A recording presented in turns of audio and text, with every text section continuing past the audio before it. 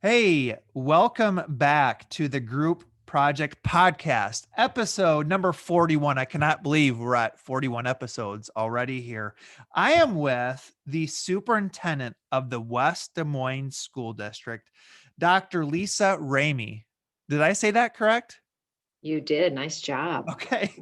Well, I always get, we always talk before the show. Okay. If it's kind of and it's just Remy, so it shouldn't be too difficult, but sometimes you hear it once, you come back when we're actually live and I completely biff it and mess up. So I'm glad I nailed it. But you don't mind if I called you Lisa. Is that correct? That's correct. Okay. Absolutely. So Lisa, thank you so much for joining us. We talked a little bit before the show, and shoot, are you guys hitting winter break here at the end of this week, or are you guys going a couple days into next week?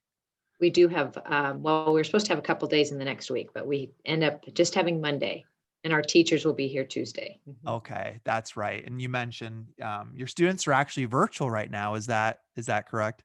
We are. So we submitted a second waiver back, about a week or so ago. And so they remain virtual through the 21st. Okay. Good. I told you, I told Lisa before the show, I don't really want to talk much about COVID because I'm so sick of talking about COVID. And here I am in the first minute, I'm asking you a COVID question. So we'll try to steer clear because I know you're fatigued. You got COVID fatigue. I've got COVID fatigue, but thank you so much for joining me tonight. Before the show, we talked a little bit about you've got kind of a unique, everybody's got unique leadership backgrounds. But why don't you maybe share with the audience your leadership background and how you've got to the position, which is a pretty darn big position here in the state of the superintendent of the West Des Moines School District. Sure. Yeah. Thanks, Jared. I appreciate you having me tonight as well. So, um, you know, it, it's always nice to reflect, I think, back. And I do think I have somewhat of a unique. So in my entire career, I've worked in two different school districts. So when I went to college, my undergrad was in elementary education and Spanish teaching. So I had a double major, and I never at that time really thought that I would move into a leadership position. I really wanted to work with kids. Teaching was in my blood, and that's just really what I wanted to do. Um, I was a high school Spanish teacher at Hudson, Iowa, and quickly found myself in teacher leader type roles, and had several principals and superintendents at Hudson say, have you ever thought about being an administrator? And that just really, at first caught me. I'm like, no, why would I ever want to do that job? Lots of hours. It just seemed like, headaches. That's not something I would want to do. Well, it was interesting as we would have principal changes or superintendent changes, that question kept coming to me. And I'll never forget, I was sitting, we went to a conference, the superintendent, myself, and another teacher in California. We were looking at year round schooling. And at breakfast, he said, we're going to we were in a building phase at that time at Hudson, and they moved the high school across the street. And he said, we really probably need an administrator to oversee our middle level. So we had an elementary principal, in a small 2A, and a high school principal that was over 712. But since 7th and 8th grade were going to be in the building with elementary, he really felt like we needed an administrator. And he said, how about you, Lisa? Would you think about it? And I went, I don't even have any of my degree. At that time, I was working on my master's in Spanish. And anyway, to make a Wow. long story short, I got went back in the summer, took some classes, was able to get a conditional license, and then really never looked back. So really enjoyed that position, moved into a high school principal position there. And then in 2000, moved to West Des Moines. And I've had the privilege of working as an AP at Valley High School. I've been a middle school principal at Indian Hills, moved to central office in 2006, I believe it was, as associate superintendent of human resources. And now it's hard to believe I'm in my 8th year as superintendent here. So I worked in two school districts, multiple different roles, and do love the leadership piece of it. So So, gosh, there's a few different questions I'm going to ask you about. Well, let's start here. Okay, so you mentioned AP to building principal to like an assistant superintendent role to the superintendent role. We've got a lot of current administrators who listen to this show, aspiring administrators. People always want to know what's it like to move up not only two rungs in a district, but you moved up basically like three or four different times. What's that as you reflect on the last 20 years at West Des Moines? What what were some of the difficulties maybe of that? What were some of the advantages of moving in with up within a district? Just kind of share your perspective on that. Mhm. I would have to say I see more advantages than difficulties, and I'm appreciative of the opportunities that I've had. One of the pieces, in each of the roles, the your sphere of influence is different. So when I was working at Valley, I think um, just the ability to be able to create relationships, good listener, earn that trust of those teachers. And they had, of course, colleagues in other buildings. So then when I transitioned over to Indian Hills as the principal there, already knew some of the staff, had to learn new staff, but it wasn't like learning a whole new system. And Mhm. so already having that trust and relationship with some of the folks that were, teachers, support staff, secretaries, all of the different employees, I think that helped me to be able to focus on the work and not have to focus on take that time to really get to know the system and really focus on those relationships, because in each transition, while I knew some of the employees, some of the teachers, I had to get to know others and get to know them in a different way. So because now I'm a supervisor possibly of Mhm. them. Mhm. So that has been fairly simple for me, and I think partly because of relationships are important to me, and the ability to, the trust that it's just been. Um, People will tell me because it's just due to how I work, um, which I appreciate that it's, I'm a good listener. I have open door policy. I'm willing to roll up my sleeves and walk right alongside any of our staff. So I do appreciate that. Um, I will say the move to central office probably was a little bit different for me, and it is taking that from that. And I didn't think about this ahead of time. So you think about, that work with teachers and students, and now all of a sudden I'm just another layer away from that. um, it was a more difficult transition for me personally, because my favorite job was a building principal job as an administrator, because I'm still really close to teachers, working with them daily, get to see and interact with students. And then now all of a sudden, in that human resources role, which is a really important role to make sure that we're hiring the best people for our students. But there's also some of that more not as fun work, so holding Mhm. people accountable to behavior and actions. And so having some of those really difficult conversations. So I was concerned about how that may impact how I've been seen. But again, I've been fortunate that I think people know that they can trust me. And that's from the relationships that I had at the two different buildings I worked at. And so know that I am really thinking about all decisions, what's best for students, but really treating people fairly and being considerate and kind, even in some of those really difficult situations. So having that heart along with some of that difficult work. But it took me, I love when I'm stressed in my role, going to the building is the best medicine for me so that I can be around students. I spend a lot of time in meetings. And so some of my favorite times are though when there are meetings where teachers are involved, so that I can really feel like I have a pulse on what's happening in our school buildings and in our classrooms. And when we were in school in person, getting out into the buildings this fall, and even stopping in teachers' rooms that had a planning period and just saying, okay, how is this working for you? What other support do you need?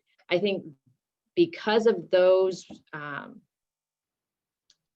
I guess, actions that I take, I think that has helped me see more success in moving up within a system than concern. Now, I do know that it doesn't always work. I think it really depends on that.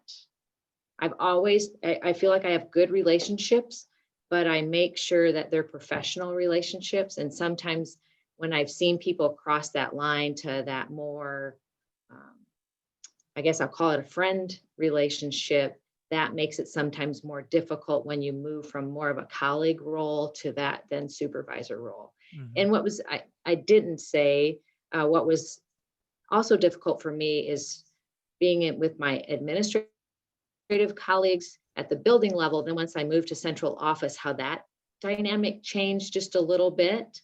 Mhm. Um, Sure. we meet, all as a team, but it's still just that little bit different, not being in the trenches with them, I guess. Um, but I still believe that it has been, um, a good journey for me, and I don't see any reason why I would change that. Uh-huh.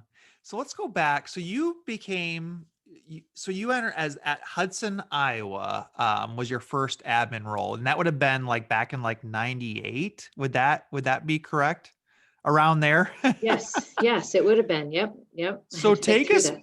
take us back to 1998. What would what is still the same about Dr. Ramey? What still maybe is different? Just maybe kind of reflect on first year Dr. Ramey versus year 22 in administration Dr. Ramey.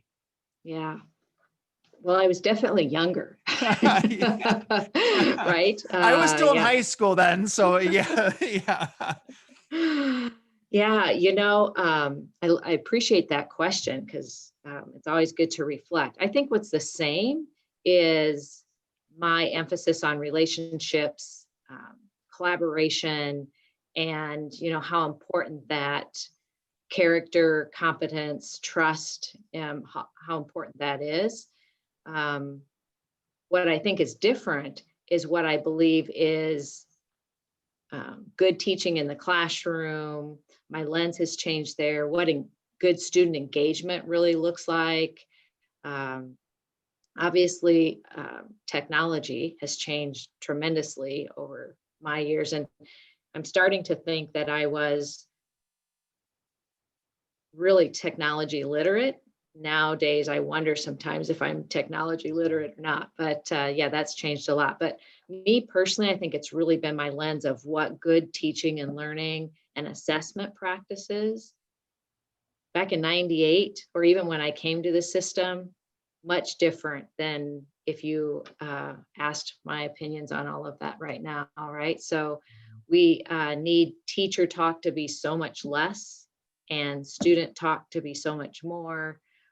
We really need the assessment to be about student learning, not just about what I've memorized. And so what good assessment practices? Does it have to be paper pencil anymore? It shouldn't be. We should be having kids defend and um, spend time really creating projects, real world, looking more project based.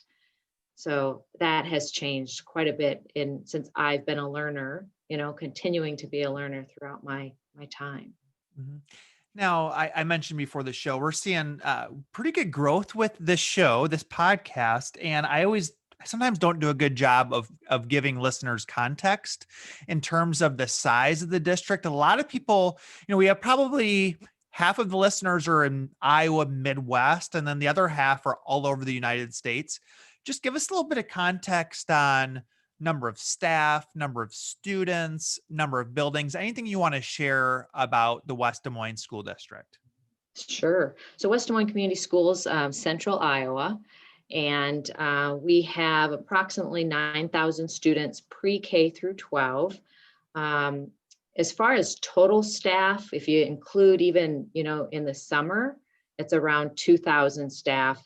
Um, Certified staff, we're right around that 700. And then you have our support staff and all of our childcare workers and so forth.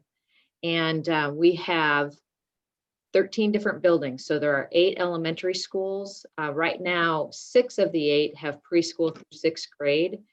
2 of them don't have preschool yet, so they're K through 6. And then we have 2 middle schools that are 7-8 buildings, so Indian Hills and Stillwell. Before my entering West Des Moines, they created Valley Southwood. So we have 1 9th grade building. So our 9th graders are in a building all on their own. They do some of them do travel up to our high school, Valley High School, which is a 10-12. I mean, there's approximately about, just under 2,000 students at Valley High School. So I still believe, are the largest high school in the state because we have 1 high school compared to some of others that are similar sized districts to us. And then we do have 1 alternative high school that serves 9th grade through 12th grade students as well.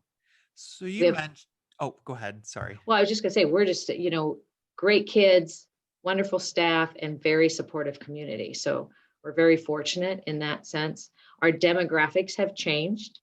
So when I first came to West Des Moines, we were right at about 8-9% free and reduced lunch, and today we're at 36% free and reduced lunch. So, I didn't write that down before the show, but I do want to ask you about that. I mean, Valley has definitely seen a change in demographics.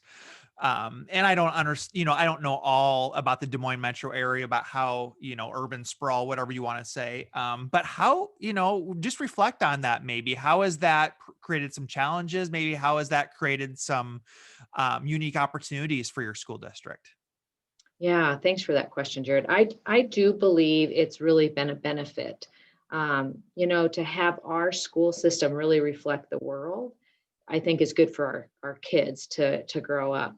But the challenges come with the programming that we've had to um, put into our system to make sure that we're supporting all the needs of the students that we have, and the lack of funding that sometimes follows all of those programs. So, and then space, making sure that we have the space for those different small group programs.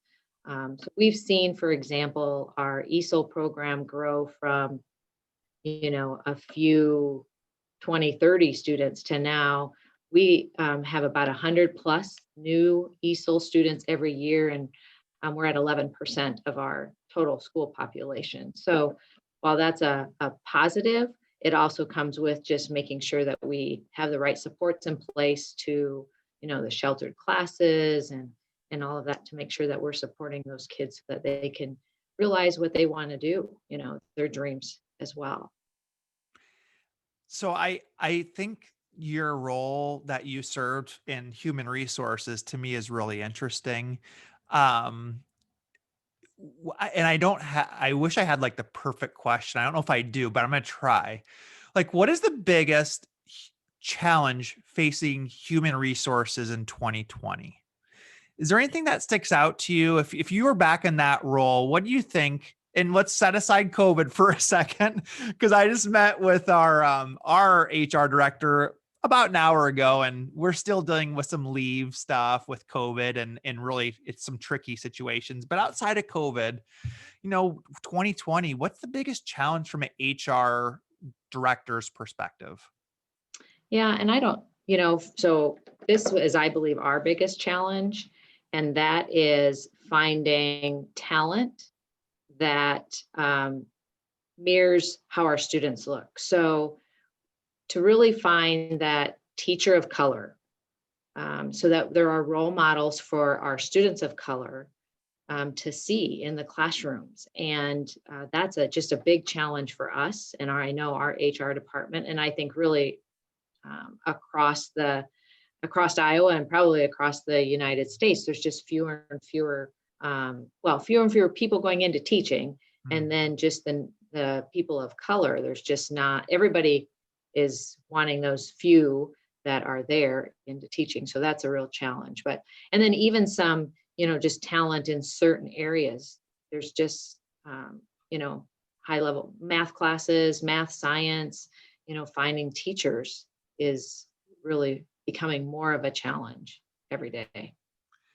Well, that's fascinating for me to hear on a couple of reasons. One, those of us in rural Iowa, and I would consider us rural Iowa here at South Tama County, are very envious of the pull that the Des Moines metro area has for teachers. So if you're saying it's a struggle, like, makes me feel good that we're not the only ones recruiting talent.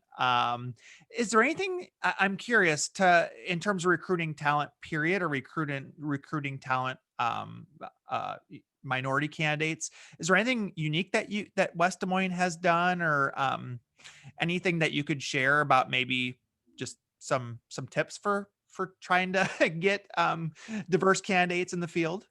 Yeah, so we've gone to other states and to try to teacher fairs and try to entice people to come our direction. We've found that that has not really been fruitful. And so several years ago at Valley High School, we started a teacher program. So there's a class where students sign up, and then they can do a field experience at our elementary or junior high school. So we decided, as you think about growing your own, really tapping and creating some relationships there with students who are of color, who are thinking, hey, teaching might be a profession that I want to go into. We haven't that's really kind of in its infancy stage. So we have some of those students who are now in college, and so we're staying. Our HR director is staying in contact with them because we really want then to bring them back to West Des Moines to teach, do their student teaching here, and hopefully teach here. So that had, I'm hoping will, if you circle back with me in 5 years, that I could say that worked. Uh-huh. Growing Uh-huh. your own, because everything that we read in the literature is that's really where we need to go to try to see if that could happen. I also would say being bold in the sense of when we do have a student teacher who is of color, really getting into their classroom, seeing how they do, talk to their supervising teacher. And there was even a time when we offered a contract a whole year in advance of when we would really need the position. And I was so pleased that our board supported us in that.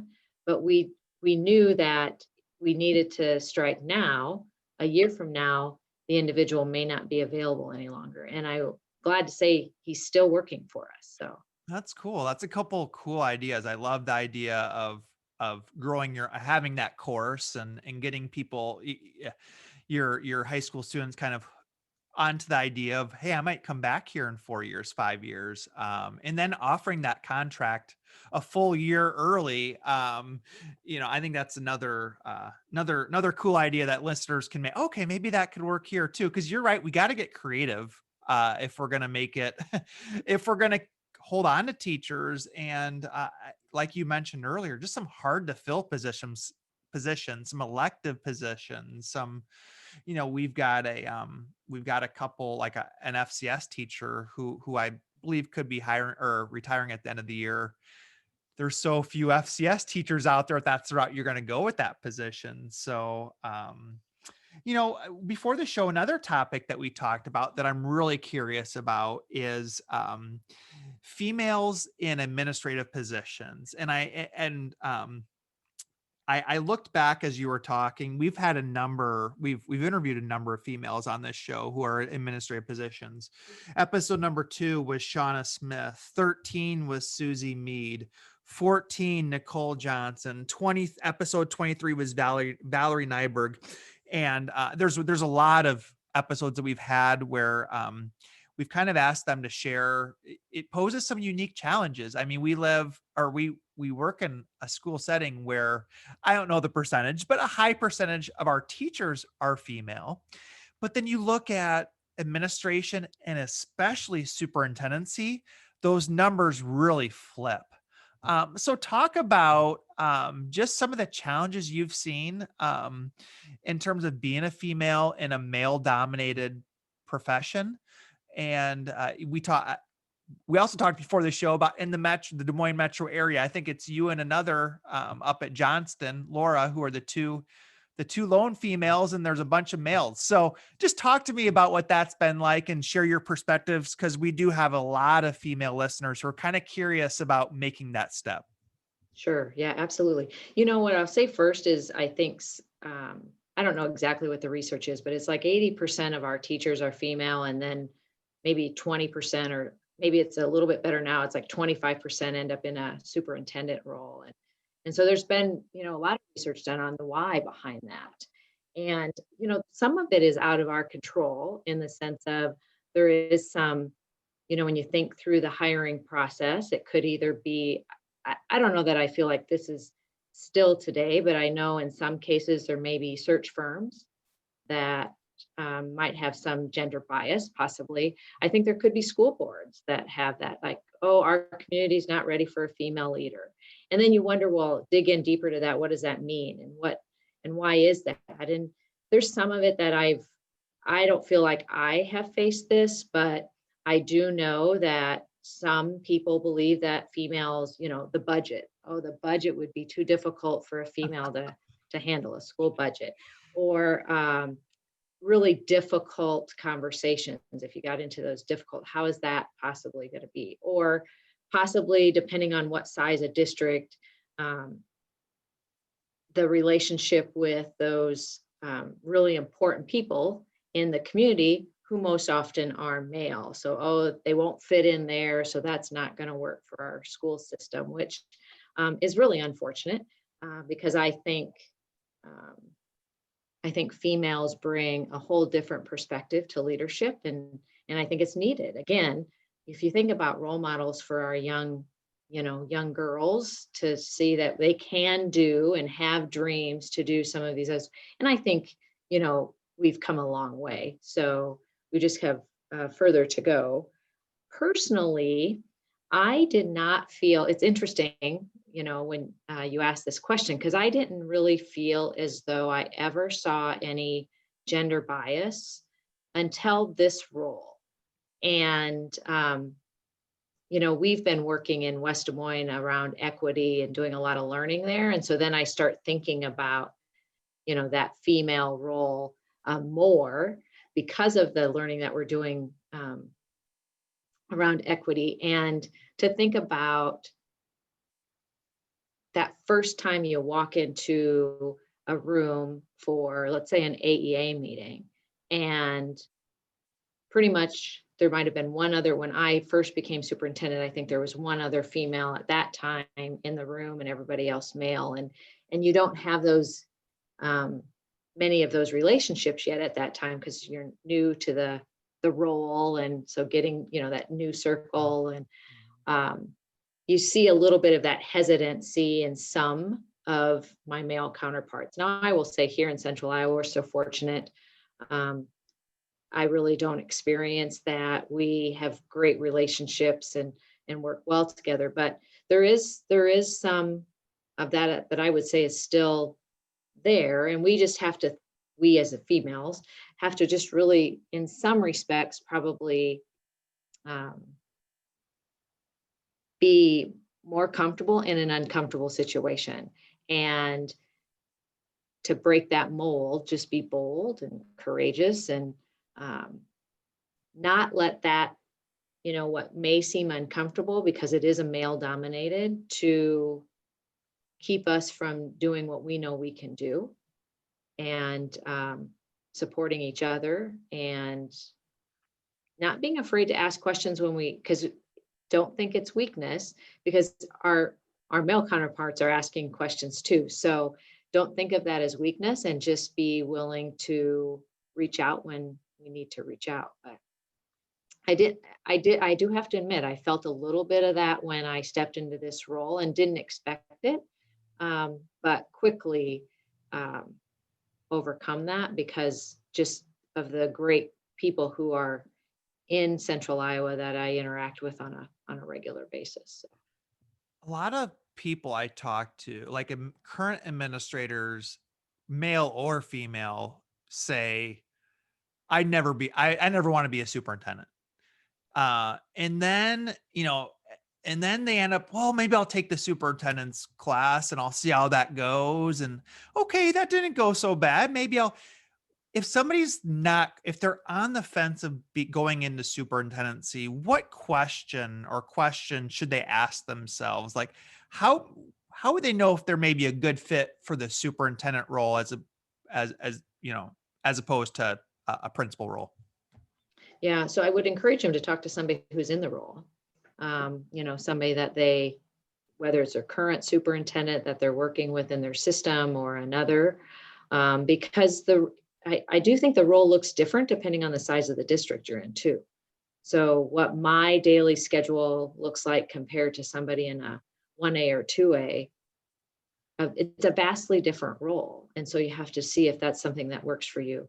Um, I really felt like it was important for me to make sure my husband was on board before I first made the step into any administrative role, but especially when I was thinking about moving into a superintendent role.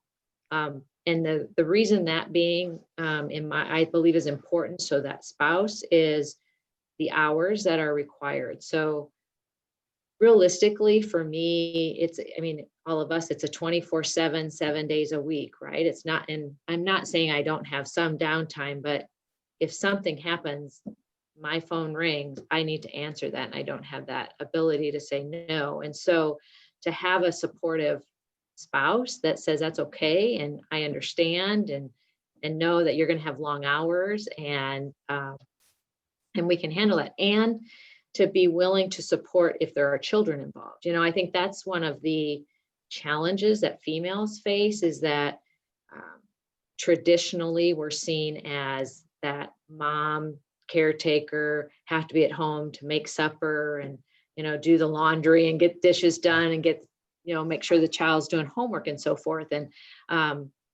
that's not doesn't always have to be the case. It can be a shared partnership between um, mom and dad. And I was very fortunate there that my husband was really supportive of my where I wanted to go with my career and was willing to support. We have one daughter and she's grown now and an adult, but she was, when we moved to West Des Moines, she was in third grade. And so um, I had, leadership roles throughout her whole school career. And there were times that I was at home at night. And so, but he would be there at night and supporting her in her work. And so I think that's important. So asking yourself, having that conversation with the spouse, talking to others who are in the role to really try to understand what that role looks like, asking yourself if you're comfortable with hours and knowing that, and I'm not saying this just because of COVID time, that has exacerbated it, but in this role, what's really nice is most of my decisions I get time to think through and get feedback. There's some very urgent, but most of them, not everybody's going to be happy with. And can you be comfortable with that, knowing that, you're going to have people coming at you on both sides, all sides of an issue, and just being comfortable that you're making the decision in what's best interest of students. And you have to leave that other stuff behind when you go home at night too, right? Say, compartmentalize that and just know, as long as you're making the best decision for students, sometimes you're going to have people who are unhappy with that. Mm-hmm. Mm-hmm. Okay, I'm gonna ask you two more questions before we kind of go into our routine questions that we always ask every episode. So you've been an administrator for 2+ decades. I'm just gonna ask you, outside of COVID, what's been your biggest challenge, and then what has been your biggest success? Well, COVID is definitely my biggest challenge. Like I knew it. it's really hard to think, like I've said to my school board members, like, I am so looking forward to getting back to what I thought was a challenge, because these last 8 or 9 months, however long we've been involved in this, it's just been, um, yeah, the biggest challenge ever. We, not knowing, having to make plans, the rules change in the midst of making our plans at times. I mean, it's just been a real challenge, and I'm very thankful for my colleagues here in Central Iowa, not only those who I work with, but superintendents in other districts, because we collaborated more than we ever have.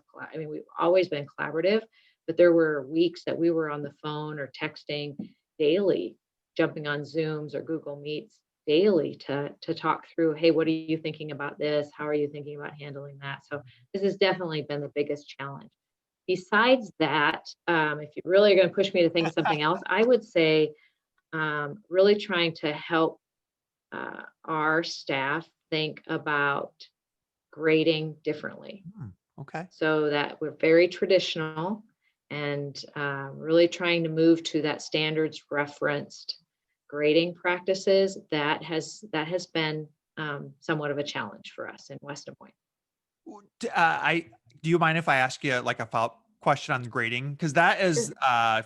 there's talked to so many people. I mean, I had Matt Townsley on a couple weeks ago, who is like, one of the most outspoken individuals in terms of that standards-based grading. What are some steps that you've done? I mean, what has West Des Moines done to kind of start that conversation? Any advice or tips for us? We're having some conversations in our district, and it's you got the clash of philosophies. It's very difficult. Just any tips or advice you would give to administrators out there for how to start that conversation? Yeah, well, for a little bit unique for me is the first thing I needed to do is educate our board. So um, initially, when I stepped into this role, um, there were districts that were much further ahead of us in that conversation. And so I had some board members say, we don't really want to have that conversation in West Des Moines. So we did a book study. So I could really help them understand why it's important for us to have that conversation. And once we did that, then it was bringing in, we put together a committee. So we had parents and teachers and administrators at all different levels come together and do some learning as well, have some conversations, and really decide how can we start down this path in West Des Moines Community Schools. And we still have a ways to go. We implemented last school year. And so, I mean, I still feel like we're at the infancy when I say we still have a ways to go. And there was pushback, and we, again, just really have to help teachers and students and parents understand the why and how it's so important is to work on, focus on that learning. And I would say the biggest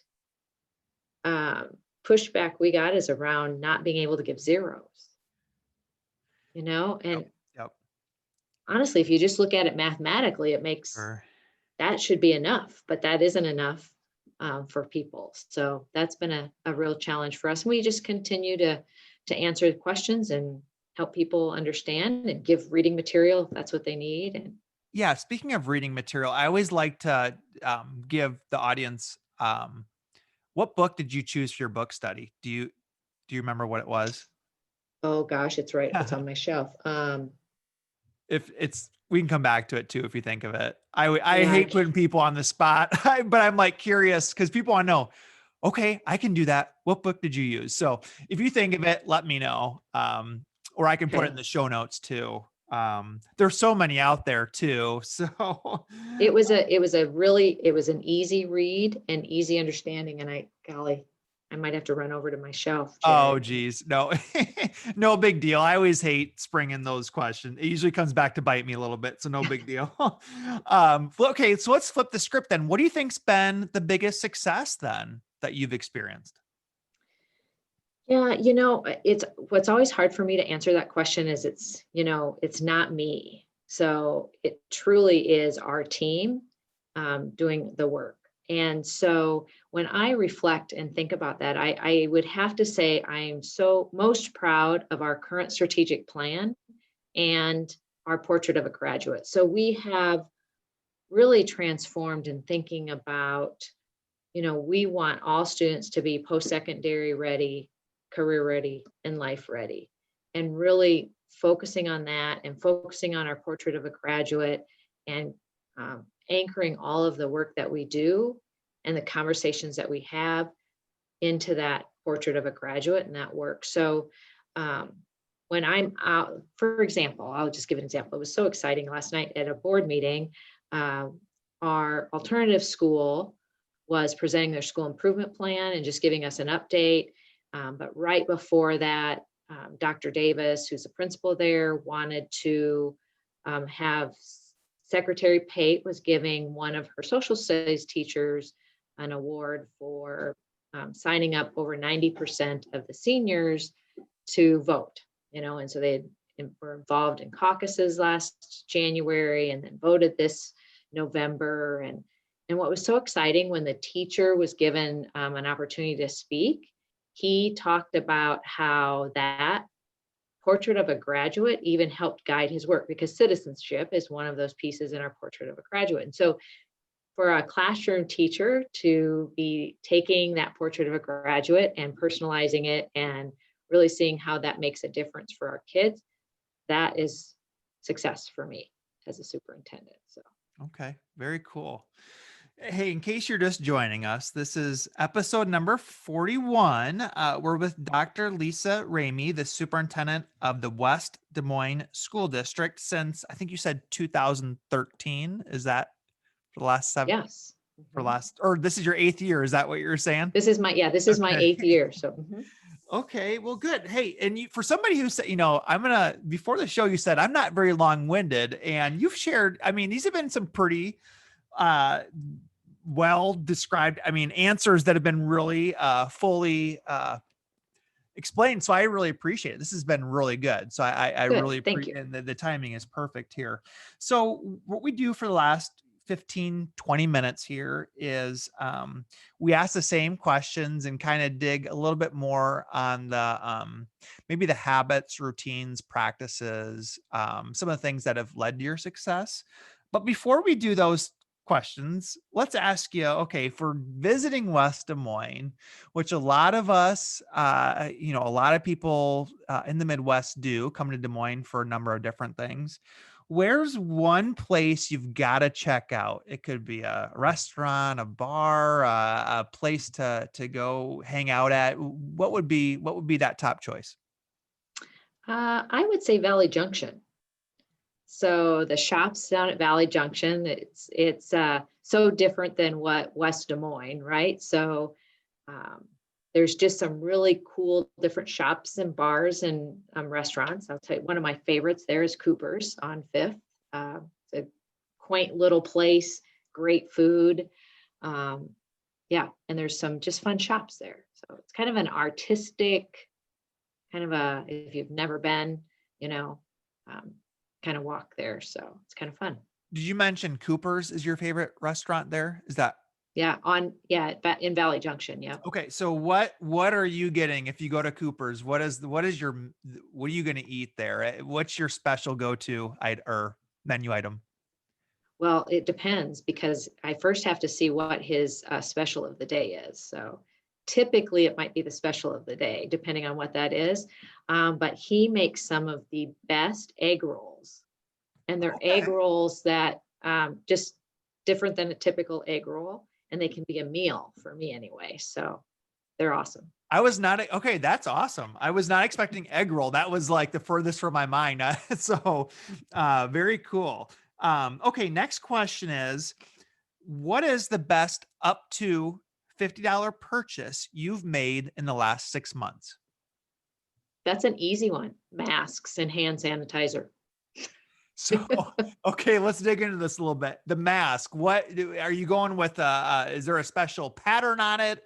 Is it anything special about it? Is it adjustable? What can you share about the mask you got? Or Yeah, well, mask? yes, I have several now, but I have not gone crazy and gone and gotten those, you know, really fashionable ones, except for I would say I have black and orange for our school colors. So I've got a couple of those. I have one that has a V on it for the Valley. Um, I have one that has WDMCS. So I do have some school related ones, but I will say none of those are adjustable. And so I really found quickly that I wanted adjustable. So I went out and bought just black, so not very exciting. But I wear a lot of black, gray, white anyway, so it works with my outfits, and the adjustable. So that's helpful. Okay. Yep. I'm with you. I'm kind of a plain person too. I've got the usual, the STC, the blue, the Carolina blue and black. But my go-to is just a plain black one that fits me perfectly. It's all about the fit for me. Exactly. It's crazy. A year ago, we never would have been talking about masks as like the fashion, um, Exactly. okay, here's the book question. So what's one book that has dramatically influenced your life? Yeah. So, do you know the book Homeless to Harvard by Liz Murray, the Liz Murray story? I don't think I do. Okay. Uh-uh. So, why that has impacted me when I read that several years ago, it really, I always knew how important relationships were. You've heard me talk about relationships here, but that how one teacher can change the trajectory for a student's life. And so Liz was a student who she had just a really tough home life, parents who were more drugs were more important than putting food on the table for her and her sister. She just school just wasn't a priority. But eventually, what happened was there was a teacher who really made an impact on Liz's life, and Liz ended up graduating from Harvard. Mhm. So when you think of somebody who really has very little, nothing, and then graduated from Harvard, um, and that's all really because of relationships and a teacher who believed in her and saw something in her and helped her see how important education was. That book, besides getting through the tears as I was reading it, that book was just really impactful. So, to how important it is for that every one of our students to have at least one person in our system who they feel is a trusted adult that they can go to and talk to about anything. It was called Homeless to Harvard. Is Homeless to that Harvard. okay? Mhm. Okay, got it, got it. Might have to check that one out. Sounds like a good one there. Okay, next question is, what is one piece of advice you have for new school administrators? So I would say be a good listener. So don't come in and think, hey, I want to change X, Y, and Z. Really be a good listener. Um, Prioritize relationships. So as you have those conversations, get to know people, be bold, be courageous, and I would say be resilient because that's just need to be in these roles. Mhm. Okay, next question. We just added this one a few episodes ago, and it's given us some really interesting answers. Can you recall a job you applied for but did not get? And what did you learn from this experience? So when decided I wanted to be a superintendent, started applying for superintendent roles, and um, it's probably not totally surprising. I mean, if you think about, I've really spent my entire career in two systems. I haven't had a lot of those situations, but Yeah, yeah. when I decided to move into a superintendent role, I thought that's, my, oh, I don't know how many times I interviewed. Um, it doesn't matter, five or so prior to getting Uh, this role. uh-huh. But that first time is like, oh, okay, what, besides asking the question of either the consultant, typically the consultant in these roles, what could I have done differently? Give me, asking for that feedback. It was really for me reflecting on trying to do a better job of really articulating the work that I've done. Because oftentimes I was um, in competition, I guess I'd call it, with somebody who's been a superintendent Mm, and not having sat in the seat. So how can I articulate? Because in a system our size, this was after I was an associate superintendent of human resources. So I've in that HR district level role. And at this size, I was working with board members and doing a lot of things that a small school superintendent, for example, would do. And so how do I articulate that I do have that experience just because I haven't had that title? So that I just needed to do some self-reflection and ask also for feedback from the consultants. But yeah, it was after a couple times of saying, "Hey, you did a great job, and I don't really have a lot of feedback for you, but sorry, you're not the candidate." It was like, well, maybe I'm not meant for the superintendent role. Absolutely. But then I had to tell myself I can't really give up. I have to just, okay, what can I do differently? If I'm not getting a lot of feedback in a different way, what can I do differently to prepare myself to really be able to help people understand um, that I do have that experience. So, I appreciate you sharing that. I know that's never easy to share those moments, but it really helps. We've talked about this on several different shows about everybody out there who doesn't get a job just thinks people who have the job, they get it on their first try or it's piece of cake for them. That's not the case. And you're shaking your head no there. There's just so many people who go through, and I've blogged about this, and I've got probably 4 or 5 people who text me every spring, say, what's going, why can't I get my job, and give me some advice. So I appreciate you sharing that story with us. mhm. Um, the next question is, what is the best culture hack you have used in the professional setting? Yeah, I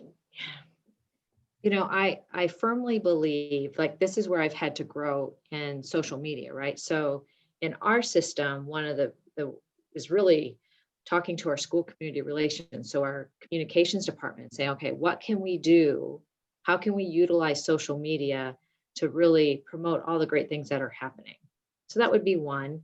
I would also say something just really small and seems maybe trivial, but I think it has made a big difference is we've utilized our technology for thank you notes. So you can go onto our website, whether it's a parent or myself sending a thank you to a teacher for if I was in their classroom and wanted to write them a note, and it gets sent to them electronically. Sometimes it seems like we all get so busy, so coming and actually writing that note. But if I can pull that up and type in and send a thank you. And I've heard a lot of our staff really appreciative of that.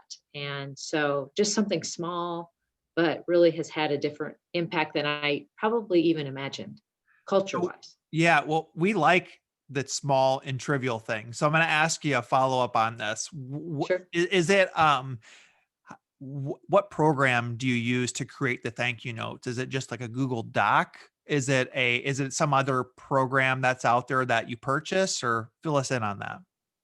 So I wish I could really answer that, Jared. So I really need to talk. So I went to our Yeah. communications department and said, Yeah. hey, could you Sure. create this for us? Sure. Um, I believe it is a Google form. Okay. That's what Sure. I Yep. believe when Yep. I'm filling it out, when I've used Looks like it, one. Yep. that's what I think it would be. So So if somebody wanted to see it, they could go to the West Des Moines School District website and probably maybe on that main page somehow navigate to it to a form. yeah, if they put in thank you note in the search, that would be the fastest Okay. way to Okay. get to it. All Yeah. right. Okay. Good. Um, okay. You mentioned a lot earlier in the show, like your routine, your daily routine of being in that superintendent role, how that looks a lot different than maybe being in a smaller district. I'm curious, what is your daily routine? One thing is never every day is a little bit different. So um, many days I start at 7 because I may have a committee meeting, whether that's here in the district or a committee meeting. I serve on several different boards. So Junior Achievement Board or the Chamber Board, Greater Des Moines Partnership. So it may be a city type meeting. And then there can be days that start at 7 and last night with a board meeting, getting home at 9 o'clock at night. So long days, And here I some am days. I'm dragging you into the office until 5:30. I'm sorry. Oh, that's normal for me. So Sorry. Yeah, not a that's true. problem. That's true. Not a problem. And so I would say what I try most often, I have different meetings that are set throughout the day. So it just, we have standing cabinet meetings on Wednesdays. We have standing administrative team meetings on Thursdays. We have administrative learning on a second Thursday of the month. So I have standing meetings throughout the week with different groups. I try to keep some holes in my schedule so that I can get out to buildings. Oftentimes that's what gets taken away first, and I have to be really intentional to not take up that time, because again, like I said, that feeds me for what I need. I will tell you too, throughout my administrative career, it's been hard to be consistently exercising, and how important it is to think about taking care of myself, eating right, exercise, and all of that. And so there would be some times that I don't get any of that done. So I really have tried to be intentional. Now COVID kind of threw a loop, things in a little different direction. But the one time I know that no one's going to, except for snow, interrupt me exercising is in the morning. So Uh-huh. starting my day about 4:35 a.m., exercising so that I can make sure that that gets done. Because while that's early and I don't care for that, I know I can exercise and I know I can feel better the rest of the day if I've done that. So try to do that at least 3-4 times a week. Um, yeah, that's just huge. So what do you do for exercise? We kind of like to dig in the details here. Is there anything special you do, or just share Yeah. that with us? Have you heard of Orange Theory? I have, but I don't know much about it. I'd love for you to share a little bit about orange. I've driven by and seen like the orange signs and the not, Yeah. so just Yeah. fill us in.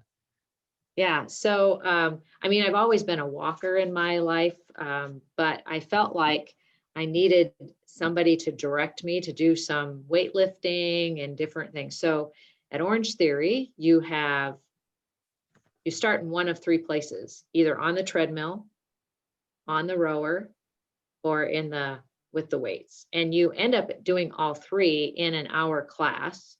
When you're on the treadmill, you can either be a walker, a jogger, or a runner. And so you get to decide and then what that looks like for you. So, and you have a coach for the class, and the class pre-COVID would maybe be upwards of 25 to 30 in a class at a time. Wow. Half that or less than half that now. Yeah. So it's just been fun for me to be able to go, have somebody tell me, here's what you need to be doing on the treadmill. And you do it as a class. So you have 20 minutes and then you rotate to the next. So if you start on the treadmill, then you rotate to the rower. And then after that, then you rotate to the weights, and then your hour's up. A 20-minute row. Is that difficult? That sounds Oh, yeah. brutal. I would tell you sometimes the rower is terribly brutal, depending Oh. upon yes. Well, Yes. That's probably my least favorite of the three areas. I I I row every Wednesday morning. I row, and I do about 15 minutes and I'm dead. And I can't imagine, and that's pretty much my workout is that I can't imagine putting on 20 minutes on the treadmill and 20 minutes of lifting on top of that. So, um, I'm just curious. I'm curious because I love learning these things, and I've gotten feedback. What do you sign up for, like a yearly membership, or is it month to month? Just give us an idea, maybe on cost, if you don't mind. Because I think a lot of people have seen Orange Theory. It's kind of becoming a little bit more and more popular, I feel like, in some urban centers. Just give us a little bit more information. Yeah, so it can be you can sign up for different levels, and it can be month to month, which is nice, instead of like a whole year membership. Personal opinion. There's a package of 8 classes, and I don't recall what that cost is. And then there's um, so that you can do the 8-pack. There's another level, and then there's unlimited. And I signed up for unlimited. I can't remember what the name of that. It might be Premier that's in the middle of that. Sure. Um, when I started, you get to try one class free. So if you're just Okay. curious, you can go try a class. I did that, really liked it, decided I would do the 8-pack. So 8 in a month. Well, while that was great, once I really got used to, 8 in a month is just really wasn't enough. Yeah, Um, yeah, no, no. yeah, so then I decided to go to the unlimited, and for with the educator discount as an unlimited, it's $149 a month, and Mhm, you can go every day if you want to go every day. Now I sure. couldn't go every day. I'd be too sore. So Yeah. Well, that's really I appreciate I know we're spending 5 minutes talking about Orange Theory, but, people are kinda like, "Okay, I want" especially with New Year's, and granted, COVID's really limited things, but New Year's is coming up, New Year's resolutions, we know how it goes in the gyms, you see all these people come January 1st, and then I don't know, March or April, it's about half that. But I appreciate you sharing what Orange I've always been curious about what it's like there. yeah. Um, Well, and I do think it's really important, Jared, just as any administrative role, whether it's at the building level or at the district level, the role can be all encompassing. And so we really just have to think about taking care of ourselves as well, because it's hard to take care of others if we aren't taking care of ourselves. So Absolutely. Do you try to eat healthy during the day then too? You mentioned that. Or do you I, what's your I diet do. what's your diet like? Yeah. Well, I have to say, I have to give a shout out to SAI. And, they started,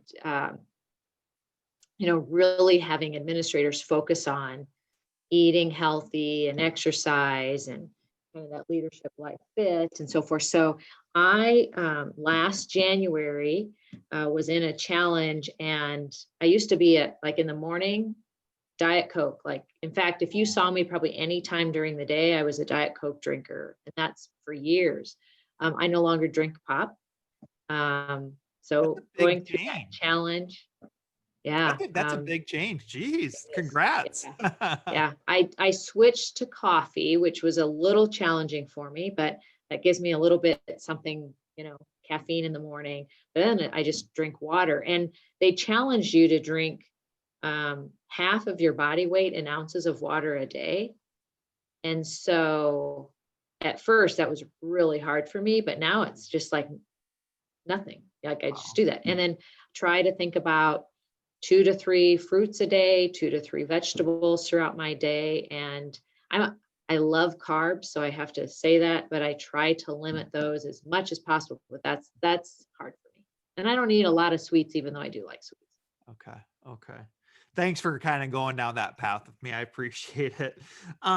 You've talked about a few things about productivity, but is there one best tip you have that you could share about being productive? Well, for me, I'm a calendar person. So that really helps me. I prioritize what work needs to be done. When I first got into administration, I would write these long lists of things I needed to my to-do list for the day. And I'd get home at night and go, I don't know if I can't cross anything off my list, or maybe one item off my list. So I quickly became more realistic about um, my time isn't always my time, when you're an administrator. And so really planning that out, working backwards. So if a project needed to be done on January 4th, mapping backwards to make sure that I have that done on time. Um, my calendar, I put those, like if we know that we have to have our um, paperwork into the SBRC for the school budget review committee, making sure I have those kind of big things on my calendar so I don't miss any of that. That just really works for me. Um, that's just that it. Not everybody's a calendar person, but that just is how it keeps me organized, keeps me Absolutely. productive, and Absolutely. What is one big goal you are currently working on? And you've talked about a few, so if you need to revisit one, you can. yeah. Well, so I'm trying to put COVID aside. Uh-huh. Because one of my goals would be to, every time our cabinet meets, to not have to talk about COVID, would be a big goal. But Uh, really, I think one of our biggest, we in our strategic plan, we have our 6 priorities, which um, revolves around those assessment practices that we talked about. Well, it really revolves around having all of our students post-secondary ready, career ready, and life ready. But when you take that down to a more granular level, really think about assessment practices, our multi-tiered systems of support, really having that process really well done and throughout our system, equity, and making sure that West Des Moines Community Schools is a place that is equitable for whomever walks through our doors. That's a really big goal for us. And we've made progress, but we still have room to grow. So those are just some of the Sure. Sure. three of the six. Okay. Okay, we've covered a lot of different things. Is there anything else that we didn't talk about that you would like the audience to know? Gosh, I can't think of anything. Can't think of anything. So if somebody, I mean, you've covered a lot of different topics here, that I could see somebody perhaps wanting to just reach out and ask you a question on or pick your brain on. Like, what's the best way for somebody to get a hold of you? Just to email you or social media, or what would you say? Yeah, so email's fine. Twitter, Instagram, yeah, that's fine as well. So definitely could reach out. I guess, when you think about like in our professions, giving back is so important. So I've mentored other people before in different roles. And so I'm always willing to, if somebody does have a question, reach out. I'm more than happy to help and respond. So Okay. Well, I appreciate it. You're a very busy person. You've got 9,000 students, almost 2,000 employees. Like, there's plenty of other things you could be doing tonight. But I appreciate you sharing your expertise with us, taking me up on the offer. Again, if you're just joining us late here, we spent the last hour with Dr. Lisa Remy. I've said it right all three times. I'm very proud of myself. The superintendent of schools at West Des Moines, for the West Des Moines School District.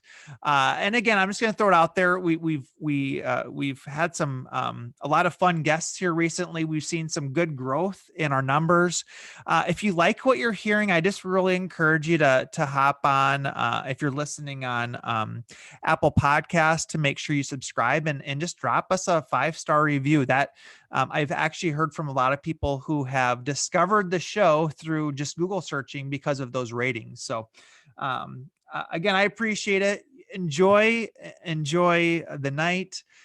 You got one more week, then any I almost feel bad asking, any big plans for the holiday break, or are you kind of just laying low like all of us? right. No big plans, just staying home this I- year. is So is your daughter now, will your daughter come, you said she's an adult now or fully grown, is she coming back home, or is she in the area, or? she happens to be in the area, but she is going to spend it with a friend of hers. So family this year. So Okay, we all have to right. start sharing. Yeah. Now, I'm gonna ask you one more random question. Do you have any holiday tradition? Anything special? Is there a special show you watch? Anything you can share with the audience? Well, so we always have chili on Christmas Eve and Is attend that, do you church make it, definitely or on do you Christmas Eve. make it, or your husband? I make it. Is it Yep. spicy? Is it heavy on the beans? Is it a lot of veggies? What? It has a little bit of spice to it, but I can't go overboard because my mother-in-law, that wouldn't work for her. So Okay. And then you said you go to church on Christmas Eve. Is it yeah, the midnight, or you got kind of earlier in the evening? yeah, we go earlier in the evening. Okay. I haven't done that midnight stuff. That's but cool. All right. Well, I'll let you go. I appreciate it, and keep doing great things down there in the West Des Moines School District. And hey, we'll be in touch. Okay. Great. Thank you so much. Have a good night. All right. You too. Thank you.